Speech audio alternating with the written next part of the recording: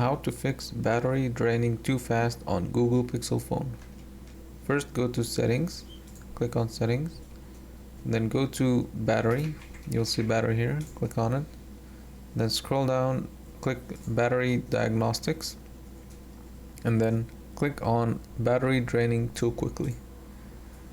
Here they will suggest you to change some settings, like turning off the smooth display, which will reduce the refresh rate for the screen from 120 Hz to 60 Hz. And it's also suggests like turning on the dark theme, which basically just makes everything dark. This will reduce the battery draining too fast. And there's also like here turning off the smooth display. This will help. And there's here you can check which apps that are using and draining your battery the most. So for me it's the YouTube app. It's probably because I spend most time on it.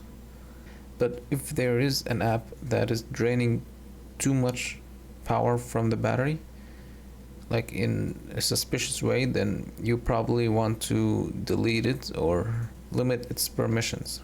Also, and one more setting that you can apply is go to quick settings and then turn on battery saver.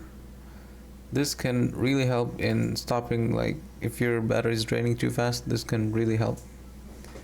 And that's pretty much it for the video. If you found it helpful, please subscribe to the channel. Thanks for watching.